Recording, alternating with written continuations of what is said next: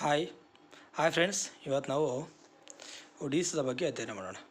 ಇಂದಿನ ತರಗತಿಯಲ್ಲಿ ಛತ್ತೀಸ್ಗಢ ಬಗ್ಗೆ ನೋಡಿದ್ದೀವಿ. ಇವತ್ತು ನಾವು ಒಡಿಸ್ಸಾದ ಬಗ್ಗೆ ನೋಡೋಣ. ನಾಳೆ ಮಹಾರಾಷ್ಟ್ರ ಮತ್ತು ಗುಜರಾತ್ ಬಗ್ಗೆ ಅಧ್ಯಯನ ಮಾಡೋಣ. ಓಕೆ, ಇವತ್ತು ನಾವು ಮಹಾರಾಷ್ಟ್ರ, ಇವತ್ತು ನಾವು ಒಡಿಸ್ಸಾದ ಬಗ್ಗೆ ಅಧ್ಯಯನ ಮಾಡೋಣ. ಒಡಿಸ್ಸಾದ ರಾಜಧಾನಿ ಭುವನೇಶ್ವರ್. ನೋಡಿ, ಇದೇ ಒಡಿಸ್ಸಾ. ಏನು ಗ್ರೀನಲ್ಲಿ ಕಾಣ್ತಿದೆಯಲ್ಲ, ಇದನ್ನು ನಾವು ಒಡಿಸ್ಸಾ ಅಂತ ಕರಿತೀವಿ. ಇದು ಒಡಿಸ್ಸಾ ರಾಜ್ಯ. ಓಕೆ, ಇದು ಒಡಿಸ್ಸಾ ರಾಜ್ಯ. ಇದಕ್ಕೆ ಹಂಚಿಕೊಂಡಿರುವಂತಹ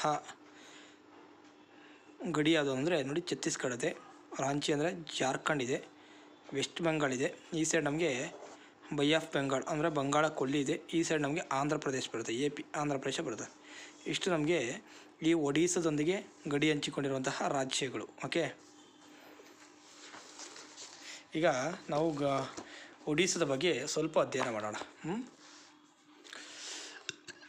ಒಡಿಸ್ಸಾ ರಾಜ್ಯ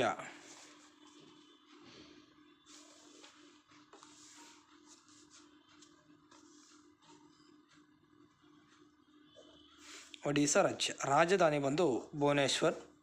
ಈ ರಚನೆ ಆದದ್ದು 1956 ಏಪ್ರಿಲ್ 1ರಂದು ರಚನೆ ಆಗುತ್ತೆ. ವಿಸ್ತೀರ್ಣದಲ್ಲಿ 8ನೇ ಸ್ಥಾನ. ಅದೇ ರೀತಿ ರಾಜ್ಯ ಪಕ್ಷಿ ಭಾರತದ ರೋಲರ್. ಅದರ ರಾಜ್ಯ ಪ್ರಾಣಿ ಸಾಂಬಾರ್ ಜಾತಿಯ ಸಾರಂಗ.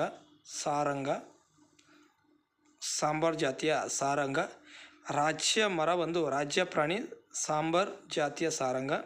ರಾಜ್ಯ ಮರ ಒಂದು ಭಾರತೀಯ ಅಂಜೂರದ ಮರ. ಅಂಜೂರ ಕೇಳಿದರೆ ಅದರ ಮರ. ಅದೇ ರೀತಿ ಹೂ ಬಂದು ಅಶೋಕ ಹೂ. ಪ್ರಮುಖ ನದಿಗಳು ಮಹಾನದಿ, ವೆರಿ ಇಂಪಾರ್ಟೆಂಟ್ ಇದ್ರದ್ದು. ನಾನು ನಿಮಗೆ ನದಿಗಳು ಬಂದಾಗ ಹೇಳ್ಕೊಡ್ತೀನಿ. ಬ್ರಾಹ್ಮಣಿ ನದಿ ಮತ್ತು ವೈತರಾಣಿ ನದಿ. ಪ್ರಮುಖವಾದ ನೃತ್ಯಗಳು ಯಾವುದು ಅಂತ ಕೇಳ್ತಾರೆ. ಪ್ರಮುಖವಾದ ನೃತ್ಯಗಳು ಯಾವುವು ಅಂದರೆ Odissi very important, Ghumura very important, Chhau ಹಾಗೂ ಗೋತಿಪುರ. ಈ ರಾಜ್ಯದ ಪ್ರಾಚೀನ ಹೆಸರು ಅಂತ ಕೇಳ್ತಾರೆ ಕಳಿಂಗ ಅಂತ. ಕಳಿಂಗ ಯುದ್ಧದ ಬಗ್ಗೆ ನಾವು ನೋಡಿದ್ದೀವಿ 261 ಯಾರು ಅಶೋಕನ ನಡುವೆ ಮತ್ತು ಅಶೋಕನ ನಡುವೆ ನಡೆದಂತಹ ಯುದ್ಧ ಇದು. ಓಕೆ, ಅಶೋಕ ಮಾಡಿದಂತಹ ಯುದ್ಧ ಎಲ್ಲಿ? ಕಳಿಂಗದಲ್ಲಿ. ಅದು ಯಾವ ರಾಜ್ಯದಲ್ಲಿ ಅಂತ ಕೇಳಿದ್ರೆ ಒರಿಸ್ಸಾ ರಾಜ್ಯದಲ್ಲಿದೆ. ಓಕೆ, ಈ ಕಳಿಂಗದ ಬಗ್ಗೆ ತಿಳಿಸುವಂಥ ಶಾಸನ ಯಾವುದು ಅಂದರೆ 13ನೇ ಬಂಡೆಗಲ್ಲು ಶಾಸನ. ಕಳಿಂಗ ಯುದ್ಧ ಒರಿಸ್ಸಾದಲ್ಲಿ ಇಲ್ಲೇ ನೋಡಿಲಿ ಕ್ರಿಸ್ತಪೂರ್ವ 261ರಲ್ಲಿ ನಡೆಯಿತು. ಒರಿಸ್ಸಾದಲ್ಲಿರುವಂತಹ ಚಿಲ್ಕಾ ಸರೋವರ ವೆರಿ ವೆರಿ ಫೇಮಸ್. ಇದು ಚಿಲ್ಕಾ ಸರೋವರ ಪ್ರದೇಶವು ಮಹಾನದಿ ಮತ್ತು ಗೋದಾವರಿ ನದಿಗಳ ಮುಖಜ ಭೂಮಿಗಳ ನಡುವೆ ಇದೆ. ಆದರೆ ಮಹಾನದಿ ಅಂತ ಅದೇ, ಗೋದಾವರಿ ನದಿಯ ಮಧ್ಯದಲ್ಲಿ ಕಂಡುಬರೋದೆ ಈ ಚಿಲ್ಕಾ ಸರೋವರ ಎಲ್ಲಿದೆ ಅಂದರೆ ಒಡಿಸ್ಸಾದಲ್ಲಿದೆ. ಇದು ಎಷ್ಟು ಕಿಲೋಮೀಟರ್ ಅಷ್ಟು ಆವರಿಸಿ ಅಂದರೆ 1105 ಕಿಲೋಮೀಟರ್ ವಿಸ್ತೀರ್ಣ ಹೊಂದಿದೆ. ಭಾರತದಲ್ಲಿ ಅತಿ ದೊಡ್ಡ ಉಪ್ಪು ನೀರಿನ ಸರೋವರ ಯಾವುದು ಅಂದರೆ ಅದೇ ಚಿಲ್ಕಾ ಸರೋವರ. ಓಕೆ, ಈ ರಾಜ್ಯದ ಕೊನಾರ್ಕ್ನಲ್ಲಿರುವಂತಹ ಸೂರ್ಯ ದೇವಾಲಯ ವಿಶ್ವ ಪಾರಂಪರ್ಯ ತಾಣ ಪಟ್ಟಿಗೆ ಸೇರಿದೆ. Very important. ಕೊನಾರ್ಕ್ ದೇವಾಲಯ ಎಲ್ಲಿದೆ ಅಂತ ಕೇಳ್ತಾರೆ. ಅದು ಎಲ್ಲಿದೆ ಅಂದರೆ ಒಡಿಸ್ಸಾದಲ್ಲಿದೆ. ಕರ್ನಾಟಕದ ಕೊನಾರ್ಕ್ ದೇವಾಲಯ ಅಂತ ಯಾವುದಂತ ಕೇಳ್ತಾರೆ ಅಂದರೆ ಮೆಹೂತಿ ದೇವಾಲಯವನ್ನು ಕರ್ನಾಟಕದ ಕೊನಾರ್ಕ್ ದೇವಾಲಯಕ್ಕೆ ಹೋಲಿಸಲಾಗಿದೆ, ಸೂರ್ಯನಾಥ ದೇವಾಲಯಕ್ಕೆ. ಓಕೆ, ಈ ರಾಜ್ಯದಲ್ಲಿ ಮಹಾನದಿಗೆ ನೋಡಿ ಒಂದು ಜಲಾಶಯ ಕಟ್ಟಿದ್ದಾರೆ. ಅದೇ ಯಾವುದಂದರೆ ಹಿರಾಕುಡ್ ಜಲಾಶಯ. Very very important. ಹಿರಾಕುಡ್ ಜಲಾಶಯ ಎಲ್ಲಿದೆ ಅಂತ ಕೇಳ್ತಾರೆ. ಒರಿಸ್ಸಾದಲ್ಲಿದೆ. ಅದು ಯಾವ ನದಿಗೆ ಅಂದರೆ ಮಹಾನದಿಗೆ ಅಂತ ಕೇಳ್ತಾರೆ. ಇನ್ನೊಂದು ಯಾವುದಂದರೆ ಭಾರತದ ಅತಿ ಉದ್ದವಾದ ಜಲಾಶಯ ಯಾವುದು ಅಂತ ಕೇಳ್ತಾರೆ. Very important. ಅತಿ ಉದ್ದವಾದ ಜಲಾಶಯ ಯಾವುದಂದರೆ ಹಿರಾಕುಡ್ ಜಲಾಶಯ. ಓಕೆ, ಇದನ್ನ ನಿಮಗೆ ಮುಂದಿನ ಸ್ಲೈಡಲ್ಲಿ ಇದೆ, ಇದನ್ನು ನಾನು ಹೇಳ್ಕೊಡ್ತೀನಿ. ಆಯಿತಾ?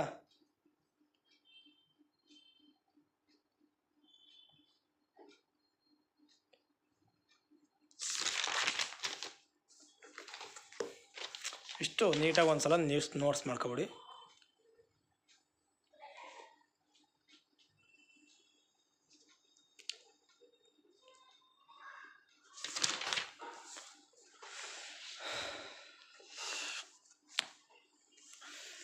ಒರಿಸ್ಸಾ ರಾಜ್ಯದಲ್ಲಿ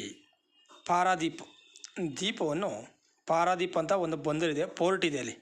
ಓಕೆ, ಯಾವ ರೀತಿ ವಿಮಾನ ನಿಲ್ದಾಣ, ಬಸ್ ನಿಲ್ದಾಣ ಅಂತ ಏನಿದೆಯೋ ಅದೇ ರೀತಿ ಈ ಹಡಗು ಕಟ್ಟೆಗಳಿಗೆ ಹಡಗು ಬಂದು ನಿಲ್ಲೋದಕ್ಕೆ ಬಂದರ್ ಅಂತ ಕರೀತಾರೆ. ಅದು ಎಲ್ಲಿದೆ? ಅದರಲ್ಲಿ ಒರಿಸ್ಸಾದಲ್ಲೂ ಒಂದಿದೆ. ಅದು ಯಾವುದು ಅಂದರೆ ಪಾರಾದೀಪ. ಇದು 1966 ಮಾರ್ಚ್ 12ರಂದು ಆಗುತ್ತಿದ್ದು. ಇಲ್ಲೇ ಬರೀತೀನಿ, ಮಾರ್ಚ್ 12ರಂದು ಪ್ರಾರಂಭವಾಗುತ್ತೆ. ಈ ರಾಜ್ಯದ ಬೋಲಾಸೋರ್ ಜಿಲ್ಲೆಯ ಚಂಡೀಪುರ್ನಲ್ಲಿ ಕ್ಷಿಪಣಿ ಉಡಾವಣೆ ಮಾಡುವ ಕೇಂದ್ರ ಇದೆ. ಆ ಕೇಂದ್ರಕ್ಕೆ ಏನಂತ ಕರೀತಾರೆ ಅಂದರೆ ಅಬ್ದುಲ್ ಕಲಾಂ ದ್ವೀಪ ಅಂತ ಕರೀತಾರೆ ಅದಕ್ಕೆ. ಅದರ ಹಿಂದೆ ಇದಕ್ಕೆ ಅಬ್ದುಲ್ ಕಲಾಂ ದ್ವೀಪಕ್ಕೆ ಇನ್ನೊಂದು ಹೆಸರೇನೆಂದರೆ ವಿಲ್ಹರ್ ದ್ವೀಪ ಎಂದು ಕರೆಯುತ್ತಾರೆ. Very important. ವಿಲ್ಹರ್ ದ್ವೀಪ ಎಲ್ಲಿದೆ ಅಂತ ಕೇಳಿದರೆ ಒರಿಸ್ಸಾದಲ್ಲಿದೆ. ಒರಿಸ್ಸಾದಲ್ಲಿರುವಂತಹ ಬೈತಾರಕಾಣಿಕಾ ವನ್ಯಜೀವಿ ಧಾಮ ತಾಣ ಯಾವುದಕ್ಕೆ ಫೇಮಸ್ ಆಗಿದೆ ಅಂತ ಕೇಳ್ತಾರೆ. Very important. ಮೊಸಳೆಗಳಿಗೆ ಇದು ಹೆಸರುವಾಸಿಯಾಗಿದೆ. ಬೈತಾರಕಾಣಿಕಾ ವನ್ಯಜೀವಿ ಯಾವುದಕ್ಕೆ ಫೇಮಸ್ ಆಗಿದೆ ಅಂದರೆ ಮೊಸಳೆಗಳಿಗೆ ಹೆಸರುವಾಸಿಯಾಗಿದೆ. ಒರಿಸ್ಸಾ ರಾಜ್ಯದಲ್ಲಿರುವಂತಹ ಚಿಲ್ಕಾ ಸರೋವರ ಪ್ರದೇಶವು ಮಹಾನದಿ ಮತ್ತು ಗೋದಾವರಿ ನದಿಯ ನಡುವೆ ಇದೆ. ಹೇಳಿದ್ದೀನಾಗಲೇ ಇದು. ಇಲ್ಲಿ ನೋಡಿ, ಶಂಕರಾಚಾರ್ಯರು ಒಟ್ಟು 4 ರೀತಿಯಾದಂತಹ ತಮ್ಮ ಪೀಠಗಳನ್ನು ಸ್ಥಾಪಿಸಿದ್ದಾರೆ. ನಮ್ಮ ಭಾರತದಲ್ಲಿ 4 ರೀತಿಯಾದಂತಹ ಪೀಠಗಳನ್ನು ಸ್ಥಾಪನೆ ಮಾಡಿದ್ದಾರೆ.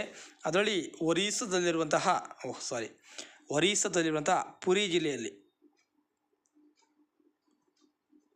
ಪುರಿ ಜಿಲ್ಲೆಯಲ್ಲಿ ಶಂಕರಾಚಾರ್ಯರ ಸ್ಥಾಪಿಸಿದ ಗೋವರ್ಧನ ಪೀಠ ಇದೆ.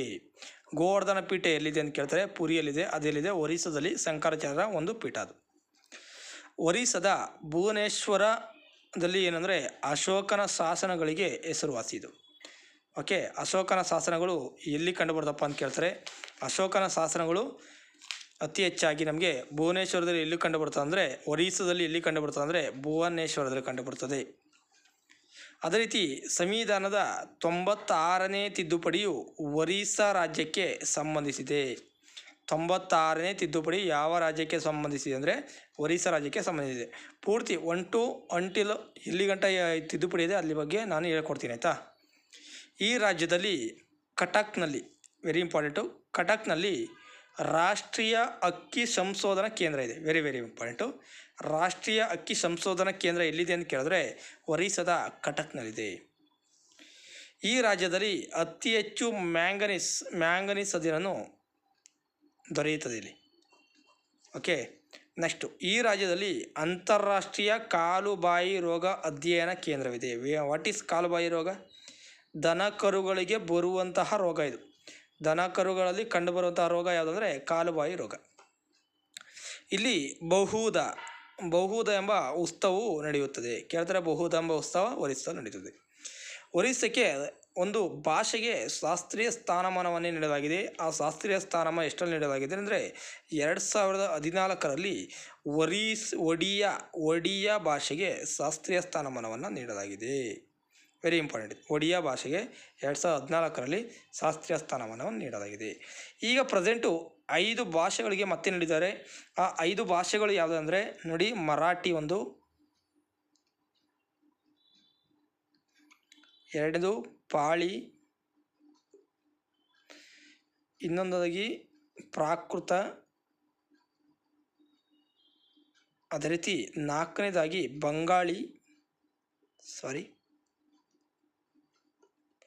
ಅದೇ ರೀತಿ 5ನೇದಾಗಿ ಬಂದು ಅಸ್ಸಾಮಿ. ಓಕೆ, ಈ 5 ಭಾಷೆಗಳಿಗೆ ಇತ್ತೀಚಿನ ದಿನಗಳಲ್ಲಿ ಶಾಸ್ತ್ರೀಯ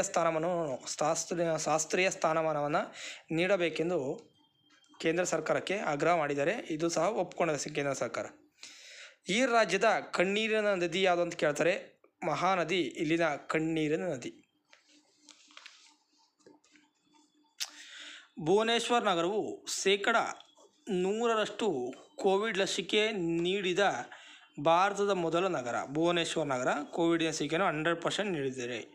ಅದು ಯಾವುದಂದರೆ ಭುವನೇಶ್ವರ್. ಓಕೆ, 2023ರಲ್ಲಿ ಪುರುಷರ ಹಾಕಿ ವಿಶ್ವಕಪ್ ಆತಿಥ್ಯ ವಹಿಸಿದ್ದು ಇದೇ ರಾಜ್ಯ. ನೋಡಿ, ಬಾಲಾಸೂರ್ನ ಏನಂತ ಕರೀತಾರೆ ಅಂದರೆ ನೋಡಿ, ಸ್ಯಾಂಡ್ ಸಿಟಿ ಆಫ್ ಇಂಡಿಯಾ ಅಂತ ಯಾವುದನ್ನ ಕರೀತಾರೆ ಅಂದರೆ ಸ್ಯಾಂಡ್ ಸಿಟಿ ಆಫ್ ಇಂಡಿಯಾ ಅಂತ ಬಾಲಾಸೂರನ್ನು ಕರೀತಾರೆ. ಬ್ಲ್ಯಾಕ್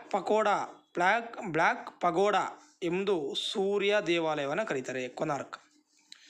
ವೈಟ್ ಪಗೋಡಾ ಅಂತ ಪುರಿಯ ಜಗನ್ನಾಥ ದೇವಾಲಯವನ್ನು ಕರೀತಾರೆ. ಕೇಳಿದರೆ ಪುರಿಯ ಜಗನ್ನಾಥ ದೇವಾಲಯ ಎಲ್ಲಿದೆ ಅಂತ ಕೇಳಿದ್ದಾರೆ. ಇದನ್ನು ಸೇರಿದರೆ ಸೂರ್ಯ ದೇವಾಲಯ ಎಲ್ಲಿದೆ, ಕೊನಾರ್ಕ್ ಎಲ್ಲಿದೆ ಅಂತಲೂ ಕೇಳಿದ್ದಾರೆ. ಭಾರತದ ಅತಿ ದೊಡ್ಡ ಉಪ್ಪು ನೀರಿನ ಸರೋವರ ಚಿಲ್ಕಾ. ಭಾರತದ ಮೊದಲ ಜೌಗುತಾಣ ಪ್ರದೇಶ ಸರೋವರ ಯಾವುದು ಅಂತ ಕೇಳ್ತಾರೆ, ಅದೇ ಚಿಲ್ಕ ಸರೋವರ. Very very important. ಓಕೆ, ಚಿಲ್ಕ ಸರೋವರ. ರಾಷ್ಟ್ರೀಯ ಉದ್ಯಾನವನಗಳು. ಪ್ರಮುಖ ರಾಷ್ಟ್ರೀಯ ಉದ್ಯಾನವನಗಳು ಯಾವುವು? ನಂದನ್ ಕಾನನ್ ರಾಷ್ಟ್ರೀಯ ಉದ್ಯಾನವನ. ಇದು ಯಾವುದಕ್ಕೆ ಫೇಮಸ್ ಅಂದರೆ ಬಿಳಿ ಹುಲಿಗಳಿಗೆ ಪ್ರಸಿದ್ಧವಾಗಿದೆ. ವೆರಿ ವೆರಿ ಇಂಪಾರ್ಟೆಂಟ್ ಇದು. ಸಿಂಪ್ಲಿಪಾಲ್, ಇದು ಸಹ ತುಂಬ ಸಲ ಕ್ವಶನ್ ಕೇಳಿದರೆ, ಒರಿಸ್ಸಾದಲ್ಲಿದೆ. ಭಿತರ್ಕಾನಿಕಾ, ಇದು ವೆರಿ ವೆರಿ ಇಂಪಾರ್ಟೆಂಟು. ಇದು ಸಹ ಎಲ್ಲಿದೆ ಅಂದರೆ ಒರಿಸ್ಸಾದಲ್ಲಿದೆ. ಈ 3 ರಾಷ್ಟ್ರೀಯ ಉದ್ಯಾನವನಗಳು. ಒರಿಸ್ಸಾ ರಾಜ್ಯದ ಬಾಲಾಸೋರ್ ಜಿಲ್ಲೆಯ ಚಂಡೀಪುರದಲ್ಲಿರುವಂತಹ ವಿಲ್ಹಾರ್ ದ್ವೀಪದಲ್ಲಿ ಕ್ಷಿಪಣಿ ಉಡಾವಣಾ ಕೇಂದ್ರ ಇದೆ. ನಿಮ್ಗೆ ಆಗಲೇ ಹೇಳಿದಿರಿ, ವಿಲ್ಹಾರ್ ದ್ವೀಪ ವೆರಿ ವೆರಿ ಇಂಪಾರ್ಟೆಂಟ್ ಇದು. ಈ ರಾಜ್ಯದಲ್ಲಿರುವಂತಹ ರೋಲ್ಕೆಲಾ ಕಬ್ಬಿಣ ಮತ್ತು ಉಕ್ಕಿನ ಕೈಗಾರಿಕೆಯನ್ನು ಜರ್ಮನಿ ದೇಶದ ಸಹಭಾಗಿತ್ವದಲ್ಲಿ ನಿರ್ಮಿಸಲಾಗಿದೆ. ಇದು ಇಂಪಾರ್ಟೆಂಟ್, ಇದು ಕ್ವಶನ್ ಕೇಳಿದ್ದಾರೆ. ರೋಲ್ಕೆಲಾ ಕಬ್ಬಿಣ ಮತ್ತು ಉಕ್ಕಿನ ಕೈಗಾರಿಕೆ ಎಲ್ಲಿದೆ ಅಂತ ಕೇಳಿದರೆ, ಯಾವುದರೊಂದಿಗೆ ಸಹಭಾಗಿತ್ವದಲ್ಲಿ ನಿರ್ಮಾಣವಾಗಿದೆ ಅಂತ ಕೇಳಿದ್ದಾರೆ. ರಾಜ್ಯವು ಆಲಿವ್ ರಿಡ್ಲೆ ಆಮೆಗಳಿಗೆ ಗೂಡು ಕಟ್ಟಲು ಅತ್ಯಂತ ಯೋಗ್ಯವಾದ ಸ್ಥಳ ಯಾವುದು? Odisha. Okay, Odisha very important ಇದು. ನೋಡಿ, ಅದೇ ರೀತಿ ನೋಡಿ, ಸ್ಪಂಜುಯುಕ್ತ ಪ್ರಾಣಿಗಹಿ, ಇಲ್ಲೇ ಹೇಳಿದೆ ಅಲ್ವ ನಾನು, ಸ್ಪಂಜುಯುಕ್ತ ಪ್ರಾಣಿಗಹಿ ಅಂತ ಹೇಳಿದೆ ಇಲ್ಲಿ. ನೋಡಿ, ಸ್ಪಂಜುಯುಕ್ತ ಪ್ರಾಣಿಗ್ರಹಿ ಅಂತ ನೃತ್ಯ ಎಲ್ಲಿದೆ ಅಂತ. ಓಕೆ, ಅದೇ ಇದು ಸ್ಪಂಜುಯುಕ್ತ ಪ್ರಾಣಿಗ್ರಹಿ ನೃತ್ಯ ಎಲ್ಲಿದೆ ಅಂದರೆ, ನೃತ್ಯ ಎಲ್ಲಿ ಕಂಡುಬರುತ್ತಪ್ಪ ಅಂದರೆ ಒರಿಸ್ಸಾದಲ್ಲಿ ಕಂಡುಬರುತ್ತದೆ. Very important. ಒರಿಸ್ಸಾ ರಾಜ್ಯದ ಪುರಿ, ಕೋನಾರ್ಕ್, ಭುವನೇಶ್ವರ್ ನಗರಗಳನ್ನು ನೋಡಿ, ಪುರಿ ಕೋನಾರ್ಕ್ ಇದೆಯಲ್ಲ, ಆ ಭುವನೇಶ್ವರ ನಗರಗಳನ್ನು ಪೂರ್ವ ಭಾರತದ ಸುವರ್ಣ ತ್ರಿಭುಜ, ಆಯಿತಾ, ಪೂರ್ವ ಭಾರತದ ಸುವರ್ಣ ತ್ರಿಭುಜ ಎಂದು ಕರೆಯುತ್ತಾರೆ. ಅದೊಂದು ಇಂಪಾರ್ಟೆಂಟು. ಭುವನೇಶ್ವರದಲ್ಲಿ ಪ್ರಸಿದ್ಧವಾದಂತಹ ಲಿಂಗರಾಜ ದೇವಾಲಯವಿದೆ. ಭುವನೇಶ್ವರದಲ್ಲಿ ಅಶೋಕನ ಶಾಸನಗಳಿಗೆ ಹೆಸರುವಾಸಿ, ಹೇಳಿದ್ದೀನಿ. ಇಲ್ಲಿ ಹೈಕೋರ್ಟಲ್ಲಿ ಅಂದರೆ ಕಟಕ್ನಲ್ಲಿದೆ. ನೋಡಿ, ಡೌಲಿ ವೆರಿ ವೆರಿ ಇಂಪಾರ್ಟೆಂಟು. ಡೌಲಿಯಲ್ಲಿದೆ ಅಂತ ಕೇಳಿದರೆ ಒಡಿಸ್ಸಾದಲ್ಲಿದೆ. ಇದು ಏನಕ್ಕೆ ಫೇಮಸ್ ಅಂದರೆ ಅಶೋಕನ ಶಾಸನಗಳು ಇಲ್ಲಿ ಕಂಡುಬರುತ್ತವೆ. ಭುವನೇಶ್ವರದಲ್ಲೂ ಮತ್ತು ಡೌಲಿಯಲ್ಲಿ ಅಶೋಕನ ಶಾಸನಗಳು ಕಂಡುಬರುತ್ತವೆ. ನೋಡಿ, ತಾಲ್ಚೇರ್ ಕಲ್ಲಿದ್ದಲು ನಿಕ್ಷೇಪ ಘಟಕ ಇರುವ ರಾಜ್ಯ ಯಾವುದು ಅಂತ ಕೇಳಿದ್ರೆ ಒಡಿಸ್ಸಾ. ವೆರಿ ಇಂಪಾರ್ಟೆಂಟು, ಕ್ವಶನ್ ಕೇಳಿದರೆ ಕೇಸ್. ತಾಲ್ಚೇರ್ ಕಲ್ಲಿದ್ದಲು ನಿಕ್ಷೇಪ ಘಟಕ. ನುವಾಕ್ಯ ಇದು ಒರಿಸ್ಸಾ ರಾಜ್ಯಕ್ಕೆ ಸಂಬಂಧಿಸಿದ್ದು, ಇದೊಂದು ಪ್ರದೇಶ. ಈ ಒಡಿಸ್ಸಾ ರಾಜ್ಯದ ಕರಾವಳಿ ಭಾಗವನ್ನು ಏನಂತ ಕರೀತಾರೆ ಅಂತ ಕೇಳ್ತಾರೆ, ಉತ್ಕಲ ಎಂದು ಕರೀತಾರೆ. ಉತ್ಕಲ ಅಂತ ಯಾವುದನ್ನು ಕರೀತಾರೆ ಅಂದರೆ ಒಡಿಸ್ಸಾದ ಕರಾವಳಿ ಭಾಗವನ್ನು ಉತ್ಕಲ ಅಂತ ಕರೀತಾರೆ. ಇಲ್ಲಿನ ಶಿಖರಗಳು ಯಾವುದಂದರೆ ಸಿಂಕಾರಾಮ್, ಗೋಲಿಕೊಂಡ ಮತ್ತು ಎಂಟ್ರಿಕಾ ಇಲ್ಲಿರುವಂತಹ ಪ್ರಮುಖವಾದಂತಹ ಶಿಖರಗಳು. ಚಂಡಕ, ಇಲ್ಲಿ ನೋಡಿ ಆನೆ ಅಭಯಾರಣ್ಯವಿದೆ. ಚಂಡಕದಲ್ಲಿ ಯಾವುದಿದೆ? ಆನೆ ಅಭಯಾರಣ್ಯವಿದೆ. ಐರಾವಡ್ಡಿ ಡಾಲ್ಫಿನ್ ಎಲ್ಲಪ್ಪ ಕಂಡುಬರುತ್ತೆ ಅಂತ ಕೇಳ್ತಾರೆ. ಐರಾವಡ್ಡಿ ವೆರಿ ಇಂಪಾರ್ಟೆಂಟು. ಐರಾವಡ್ಡಿ ಡಾಲ್ಫಿನ್ ಎಲ್ಲಪ್ಪ ಕಂಡುಬರ್ತದೆ ಅಂದರೆ ಚಿಲ್ಕಾ ಸರೋವರದಲ್ಲಿದೆ. ಇದೊಂದು ಡಾಲ್ಫಿನು, ಅದು ಚಿಲ್ಕಾ ಸರೋವರದಲ್ಲಿದೆ. ಇಲ್ಲಿನ ಪ್ರಮುಖ ನೃತ್ಯಗಳು ಇನ್ನೂ ಹೆಚ್ಚಾಗಿದೆ ನೋಡಿ. ಛೌ ಎಂಬ ನೃತ್ಯ, ಮಹಾರಿ ಎಂಬ ನೃತ್ಯ, ಜುಮೈರ್ ಎಂಬ ನೃತ್ಯ ಮತ್ತು ದೇಮ್ಸಾ ಎಂಬ ನೃತ್ಯ. ಈ ನೃತ್ಯಗಳು ಈ ಒರಿಸ್ಸಾದಲ್ಲಿ ಕಂಡುಬರುವಂತಹ ಪ್ರಮುಖ ನೃತ್ಯಗಳು. ಹಾಗೆ ನೋಡಿ, ಇಲ್ಲೊಂದು ಗಿರಿಧಾಮವಿದೆ, ವೆರಿ ಫೇಮಸ್ ಗಿರಿಧಾಮ. ಅದೇ ಯಾವುದಂದರೆ ದರಿಂಗ್ಬಾಡಿ ಕಂದಮಾಲ್. ದರಿಂಗ್ಬಾಡಿ ಕಂದಮಾಲ್ನ ಜಿಲ್ಲೆಯಲ್ಲಿರುವಂತಹ ಒಂದು ಗಿರಿಧಾಮ ಇದು. ಇದರ ಹವಾಮಾನ ಹೋಲಿಕೆಗಾಗಿ ಇದನ್ನೇ ಏನಂತ ಕರೀತಾರೆ ಅಂದರೆ ಒರಿಸ್ಸಾದ ಕಾಶ್ಮೀರ ಎಂದು ಕರೆದಿದ್ದಾರೆ. ಯಾವ್ದ ಈ ಗಿರಿಧಾಮ ದರಿಂಗ್ಬಾಡಿ ಕಂದಿಮಾಲ್. ಈ ಗಿರಿಧಾಮವನ್ನು ಒರಿಸ್ಸಾದ ಕಾಶ್ಮೀರ ಎಂದು ಕರೆದಿದ್ದಾರೆ. ಇಷ್ಟು ನಮಗೆ ಕಾಶ್ಮೀರದ ಬಗ್ಗೆ ಅಧ್ಯಯನ ಮಾಡಿದ್ದೀವಿ. ನೋಡಿ, ನೀಟಾಗಿ ನೋಟ್ಸ್ ಮಾಡ್ಕೊಳ್ಳಿ ಒಂದ್ಸಲ ಕಾಶ್ಮೀರದ ಒಡಿಸ್ಸಾದ ಬಗ್ಗೆ. ಇಷ್ಟು ನಮಗೆ ಒರಿಸ್ಸಾದ ಅಧ್ಯಯನ.